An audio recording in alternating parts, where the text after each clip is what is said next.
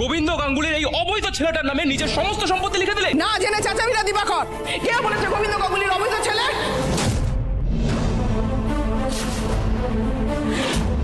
বড় বৌমা, এটা কি বললে তুমি? কর্ণ গোবিন্দর ছেলে নয়?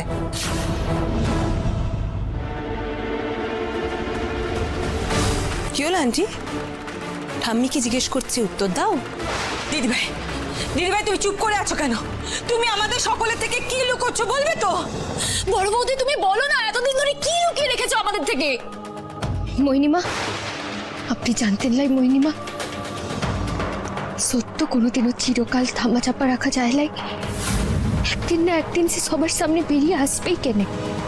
তবে আপনি হয়তো ভাবতে পারেননি তাইলা যে কর্ণর সত্যটা এইভাবে কোনোদিন সবার সামনে চলে আসবে। চুপ করো বিনু, কথা তোরে একটা ভুল কথা আমি মুখ ফসকে বলে ফেলেছি। না মা, তুমি কথার তোরে আজ এই সত্যি কথাটা বলে ফেলেছো। আর কর্ণ বাবার অবৈধ সন্তান নয়। বিয়ের আগে বাবার সাথে বনলতা দেবীর আলাপ ছিল ঠিকই, কিন্তু সেরকম কোনো ঘনিষ্ঠ সম্পর্ক ছিল না। আর বনলতা দেবীর জন্য বাবা কোনোদিন সংসার ছেড়ে চলেও যায়। কর্ণ অবৈধ সন্তান সেটা সত্যি কথা, কিন্তু কার অবৈধ সন্তান সেটা জানো?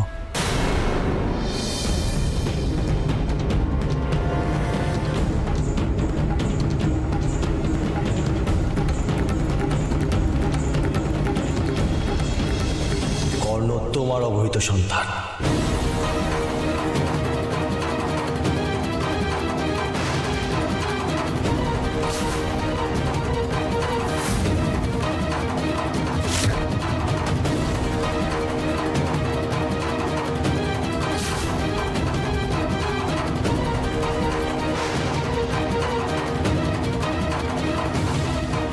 শোনো, আমার মনে হয় মাধবপুর থেকে কৃষ আর বিনু পুরো ব্যাপারটা জেনেই ফিরেছে।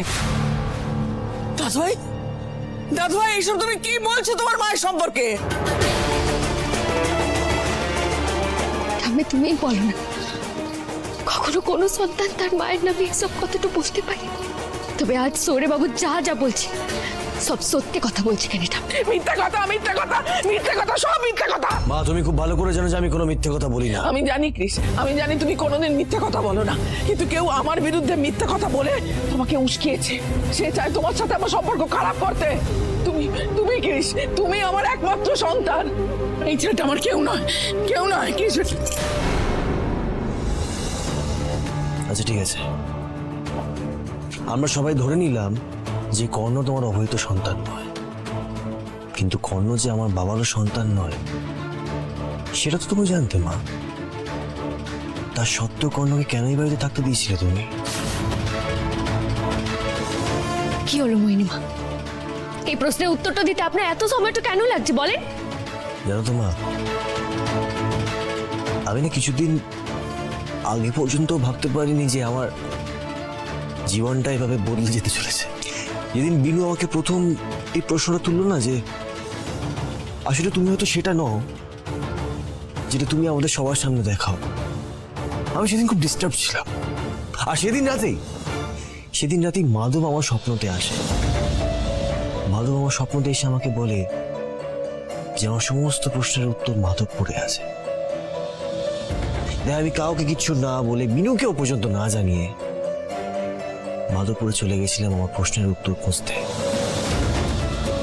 আর মাধবের কি লীলা দেখো, বিনু নিজের প্রশ্নের উত্তর খুঁজতে সেই মাধবপুরে এসেই পৌঁছল। তারপর আমাদের প্রতি যে কি কি ঝড় গেছে সেগুলো তো তোমরা কেউ জানো না। তাহলে আমি বলছি শুনো।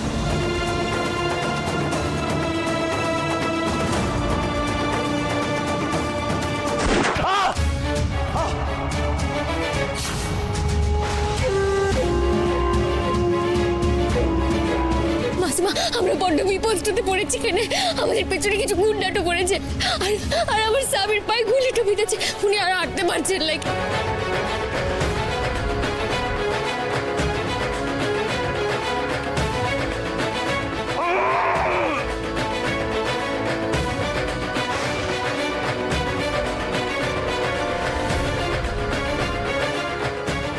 শোনো বিনু, গোবিন্দদার সঙ্গে কোনোদিন আমার বিয়ে হয়নি। আর আর আমাদের কোনো সন্তানও নেই।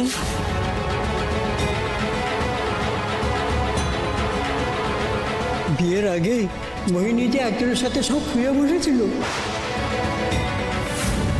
তার গর্ভে সন্তান এসে গেছিল।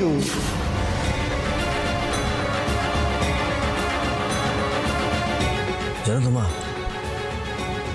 আমি না এতদিন ভাবতাম যে কর্ণ হয়তো বাবার স্বীকৃতি পায়নি বলে আমাকে সহ্য করতে পারে, কিন্তু যবে থেকে কর্ণের বাড়িতে ঢুকেছে না, তবে থেকে আমি আমার বাবাকে আরো ঘৃণা করা স্টার্ট করেছিলাম। কেন মা, কেন তুমি এত বড় মিথ্যে কথা বললে আমাদের সবাইকে? কেন এতগুলো বছর ধরে তুই প্রতিটা সদস্যকে অন্ধকারের মধ্যে রাখলে মা?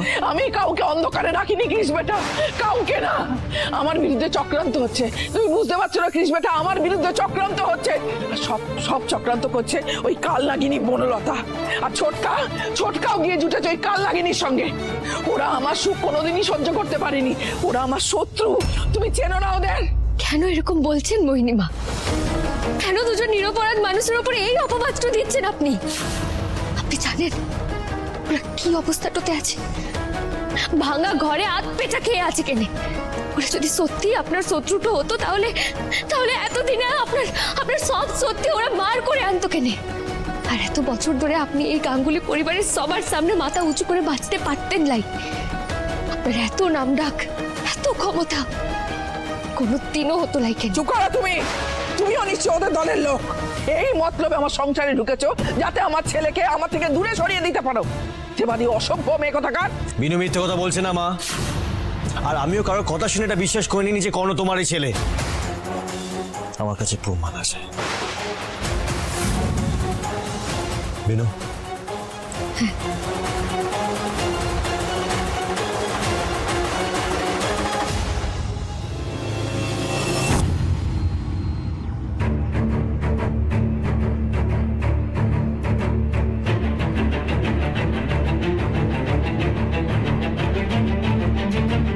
এটা ডিএনএ টেস্টের রিপোর্ট। কর্ণ আর মায়ের স্যাম্পল ম্যাচ করে গেছে। তাই এই কথাটা তুমি আর লুকিয়ে রাখতে পারবে না মা, যে কর্ণ তোমারই ছেলে।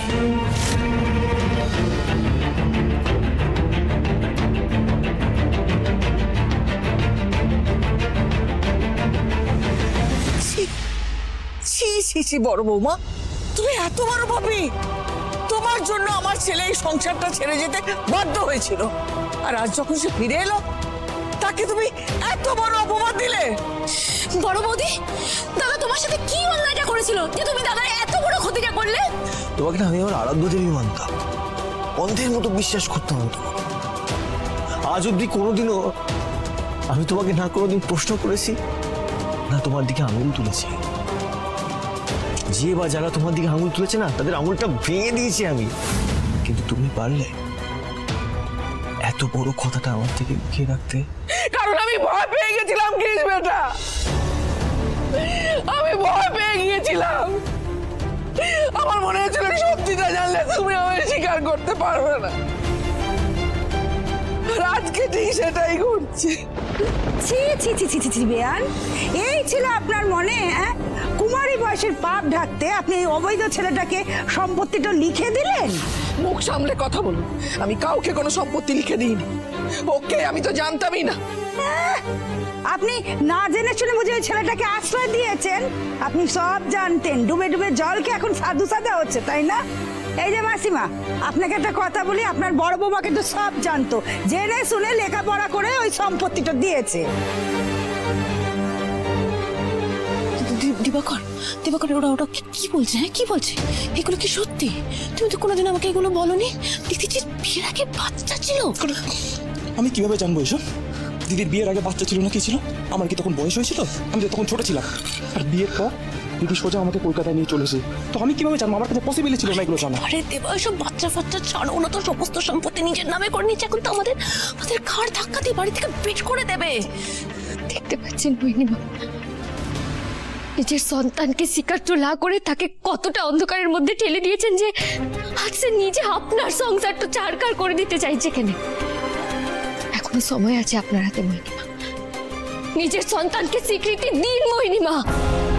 আপনি নিজের সন্তানকে এই পৃথিবী থেকে সরিয়ে দিতে চেয়েছিলেন, এটা যে কত বড় অন্যায়। বাহ বাহ বাহ, क्या बात है। এতক্ষণ ধরে সবটা দেখলাম, এটা যদি কোনো সিনেমা হলে রিলিজ করতো না পুরো একদম ব্লকবাস্টার সুপার হিট হতো।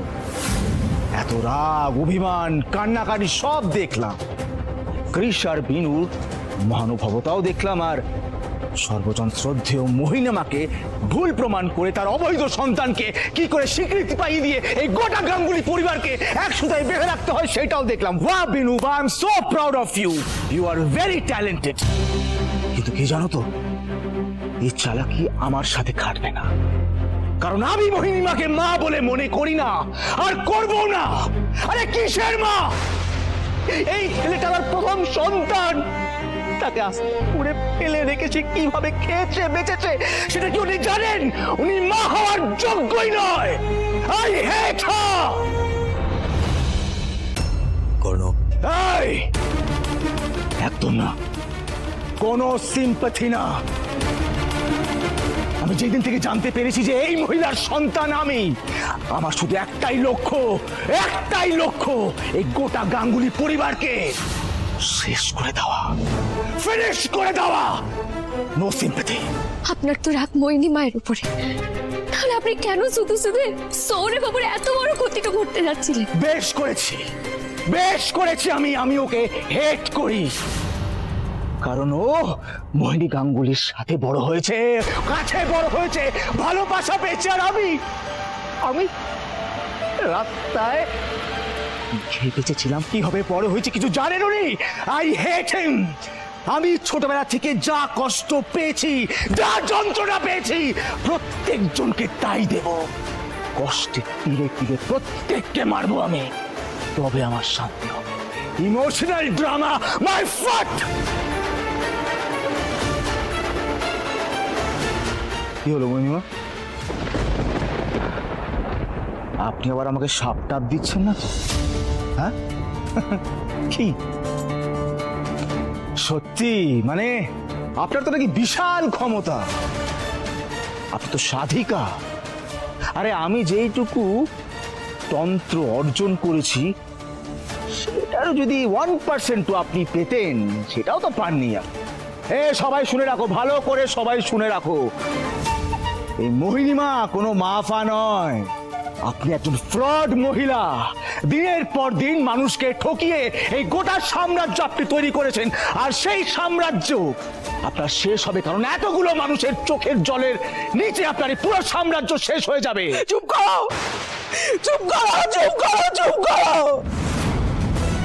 আমি জানি আমি অন্যায় করেছি, আমি তোমার সঙ্গে অন্যায় করেছি, আমার পরিবারের সাথে অন্যায় করেছি, আমার স্বামীর সাথে অন্যায় করেছি। আমি অপরাধী, আমি জানি, আমি সকলের কাছে অপরাধী। তার জন্য তোমরা আমাকে যা শাস্তি দেবে দাও।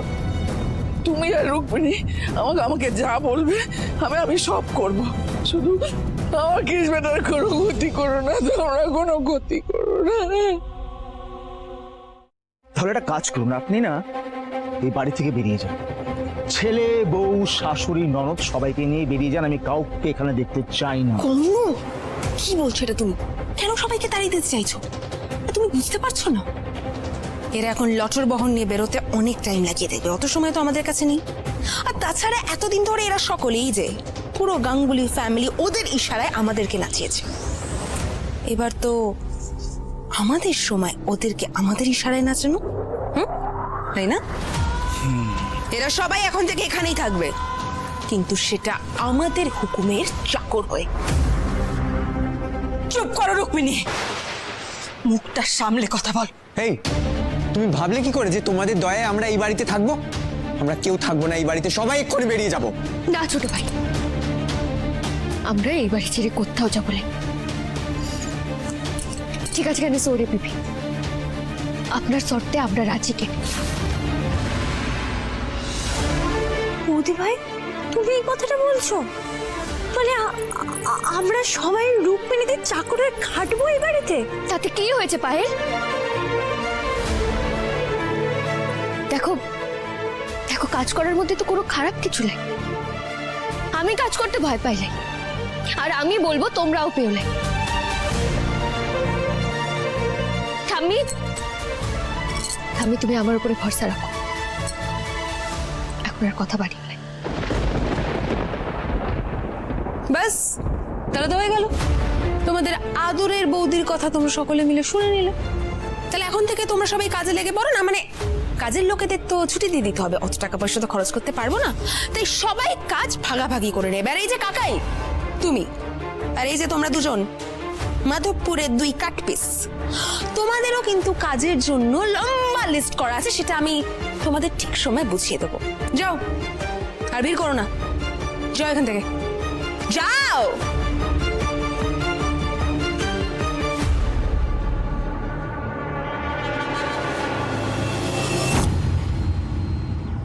আজকের পর থেকে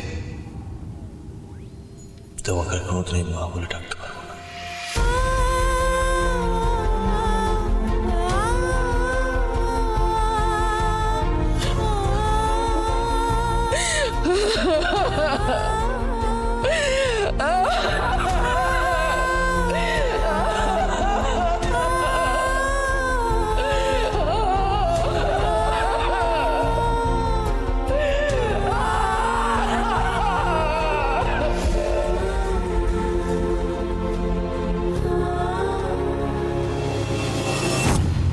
তুমি জানো না রুক্মিণী, তুমি জানো না আজ আমার কত বড় মনের জ্বালা মিটেছে।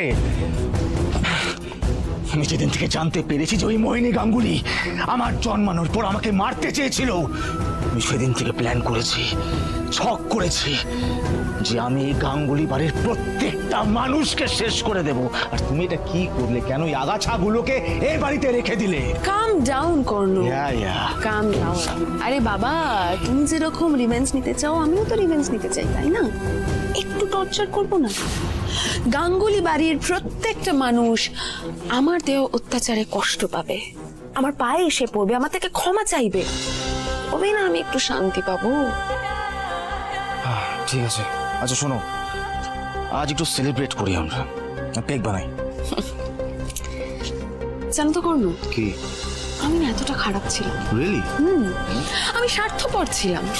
হ্যাঁ, আমি শুধু নিজেরটা ভাবতাম, আমি কৃষকে বিয়ে করে বিদেশে সেটেল করব ভেবেছিলাম, কিন্তু আমি এরকমটাও ছিলাম না। আমি খুব ভালো করে বুঝতে পেরেছিলাম যে এই বাড়িতে আমার বিয়েটা নিয়ে আন্টি আর মামা মামিজি ছাড়া কেউ আমার সাপোর্টে নেই, সবাই আমার এগেনস্টে। কিন্তু আন্টিটা কি করলো আমার সাথে? যে মানুষটাকে আমি সব থেকে বেশি ভরসা করেছিলাম, বিশ্বাস করেছিলাম, সে বারবার আমাকে ইউজ করে আমাকে সবার সামনে ভিলেন বানিয়ে দিল। আর কৃষ, যাকে আমি ভালোবেসেছিলাম, সবটা দিয়ে ভালোবেসেছিলাম, সে দিনের পর দিন শুধু আমাকে দূরে ঠেলে দিয়েছে। কর্ণ, শুধু আমাকে দূরে ঠেলে দিয়েছে। আচ্ছা ঠিক আছে, ঠিক আছে রুক্মিণী, কাম ডাউন। নাও ধরো, ধরো, চিয়ার্স, লেটস সেলিব্রেট। ওদের সাথে ভালো করে ফান করে নাও, তারপর তো ওদেরকে আমরা লাথি মেরে এমনি বের করবো, তাই না? চিয়ার্স।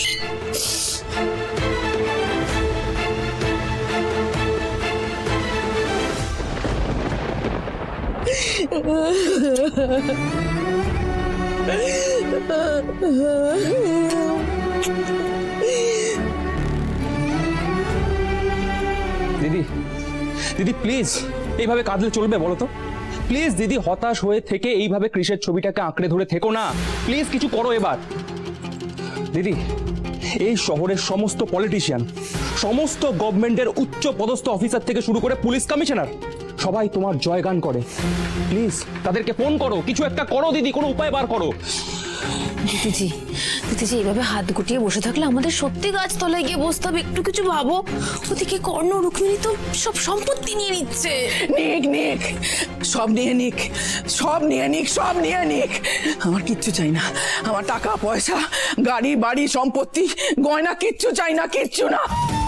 আমি এতগুলো বছর ধরে কষ্ট করেছি, এতগুলো বছর ধরে কষ্ট করে এত টাকা এনেছি, এত ভণ্ডামি করে আসো, এত টাকা এনেছি, সেটা কার জন্য? কার জন্য বল? আমার ছেলের জন্য না, আমার কৃষি বেটার জন্য। আমার কৃষি বেটা যাতে একটু ভালো থাকে তার জন্য, যাতে ওকে আমার মতো কষ্ট পেতে না হয় তার জন্য। তার জন্য আমার চাই না, আমার কিচ্ছু চাই না, আমার কৃষি বেটাকে চাই। দিবাকর, তোর মনে আছে ছোটবেলায় আমরা কিরকম আতপেটা খেয়ে থাকতাম বল, মনে আছে? মনে আছে দিদি, হ্যাঁ সব কিছু মনে আছে আমার, কিচ্ছু বলিনি আমি। ছেঁড়া জামা কাপড় পরে পেটা খেয়ে কিভাবে আমি ঘুরে বেড়াতাম আমার সব কিছু মনে আছে। তাই আমি ওই জীবন আর ফিরে পেতে চাই না। তার জন্য যদি আমাকে চুরি করতে হয় আমি চুরি করব, যদি ডাকাতি করতে হয় ডাকাতি করব, ছিনতাই করতে হলে ছিনতাই করব, যদি কারো খুনও করতে হয় দিদি আমি সেটাও করব। কিন্তু ওই জীবন আমি আর কোনোদিনও ফিরে পেতে চাই না।